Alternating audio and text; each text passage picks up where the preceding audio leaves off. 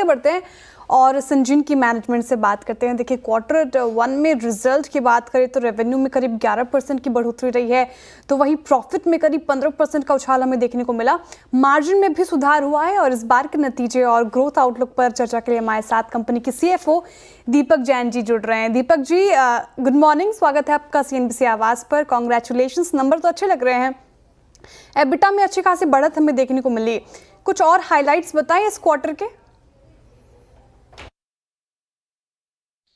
हमारा जो क्वार्टर का गाइडेंस स्पेसिफिकली नहीं था, हमारा फुल ईयर का गाइडेंस था। और फुल ईयर के गाइडेंस में हमने कहा था कि हमारा मिड सिंगल डिजिट का ग्रोथ होगा, लेकिन हमने ये भी कहा था कि हमारी अंडरलाइंग बिजनेस भी अच्छे से ग्रो करेगी। जो मिड सिंगल डिजिट का गाइडेंस था वो था क्योंकि हमारे पास एक इन्वेंट्री एडजस्टमेंट करनी थी एक क्लाइंट के लिए। अगर वो इन्वेंट्री एडजस्टमेंट को हटाएंगे तो हमारी अंडरलाइंग ग्रोथ अच्छी थी। 11% ग्रोथ आया है, तो 875 करोड़ का हमारा ऑपरेटिंग रेवेन्यू रहा है, और वो हमें रिपोर्ट करते हुए बहुत खुशी हो रही है। जो हमारी रिपोर्टेड मार्जिन्स भी है, हम बोले थे कि मिड 20s पे रहेगी हमारे गाइडेंस के हिसाब से, वो करीबन 24% ग्रोथ दिखा रही है। वो भी हमारे को जो गाइडेंस है उसी के लाइन में है। थोड़ी बेटर है, लेकिन मेरे हिसाब से वो जो थोड़ी बेटर मार्जिन्स रिपोर्ट हुई है हमारी पैट की और एबिटा की, वो क्योंकि हमने बताया था कि हमारे दोनों यूनिट्स अप एंड रनिंग होंगे। एक है यूनिट 3 जो हमारा बायोलॉजिक्स का बैंगलोर का साइट है, और एक है हमारा साइट जो बाल्टीमोर में है US में। ये दोनों साइट्स हमने कहा था कि एक यूनिट 3 इस साल से अप एंड रेडी होगी, उसकी डेप्रिसिएशन कॉस्ट वो सब आएगी हमारे PNL में। जो इस बताते हुए खुशी हो रही है कि Q1 में हालांकि हमारे पास 45 दिन की थोड़ी देरी हुई, लेकिन इस क्वार्टर में हमने उसको कैपिटलाइज किया, तो उसकी इम्पैक्ट आएगी। और जो हमारी बॉल्टिमोर साइट है वो प्लान के हिसाब से चल रही है, और वो हमारे second half of the year में उसको भी हम कैपिटलाइज करेंगे और उसकी भी इम्पैक्ट आएगी। तो फुल ईयर का जो गाइडेंस है हमारा रेवेन्यू और पैट और एबिटा का, वो हम मेंटेन कर रहे हैं। Okay, good morning Deepak ji, कंचन बात कर रही हूँ। तो जैसे कि आपने मेंशन किया, जो कि फिस्कल ईयर 26 के लिए कंप्लीट गाइडेंस दिया गया था, इन लाइन ही हमें जो नंबर्स हैं वो देखने को मिले हैं। लेकिन अभी रिसेंटली आपने एक नया पूरा का पूरा सेगमेंट लॉन्च किया है, दैट इज पेप्टाइड लेबोरेटरी। वहां से आप किस तरीके की जो ग्रोथ है वो एक्सपेक्ट कर रहे हैं? पेप्टाइड्स एक बहुत फास्ट ग्रोइंग सेगमेंट है, विद GLP-1, और उसके बारे में बहुत चर्चा है अभी। पेप्टाइड्स उसी मोडालिटी को सपोर्ट करती है, और हम हमारे सिंजीन में हमने हमेशा बताया है कि हमारे कैपेक्स के इन्वेस्टमेंट की दो स्ट्रैटेजी होती है।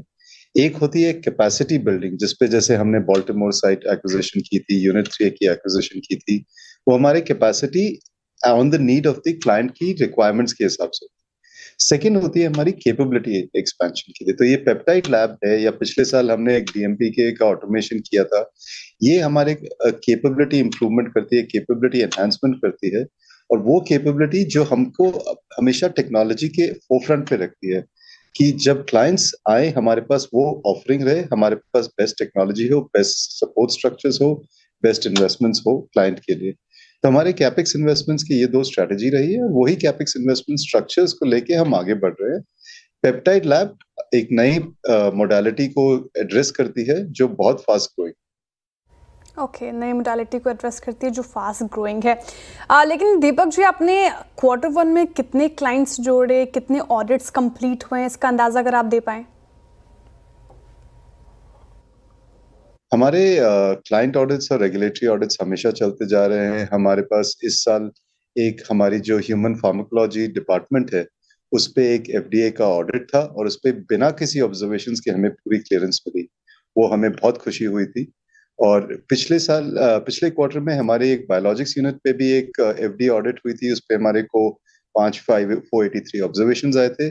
उस पे भी हमें फेवरेबल EIRs मिले हैं, एंड वो भी क्लोज हो गया है।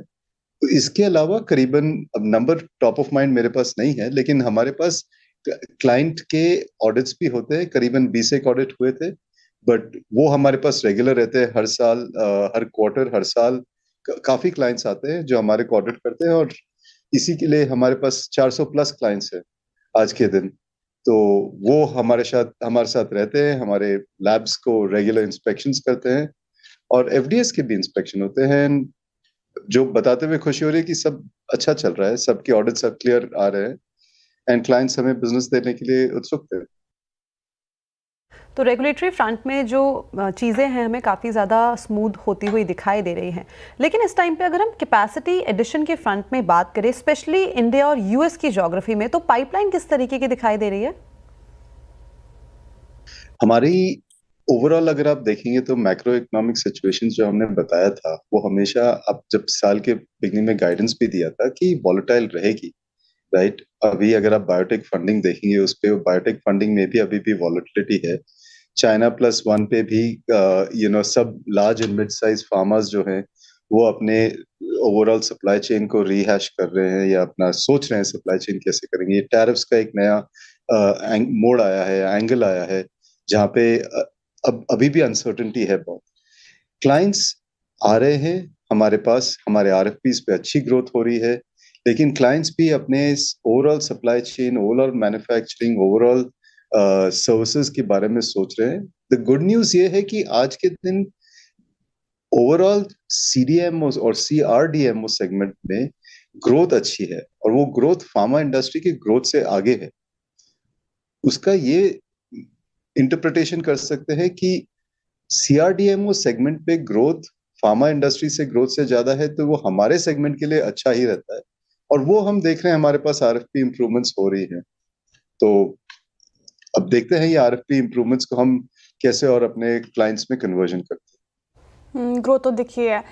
दीपक जी बहुत बहुत शुक्रिया आज हमारे साथ जुड़ने के लिए, तमाम सवालों के जवाब देने के लिए, and all the very best for upcoming quarter sir.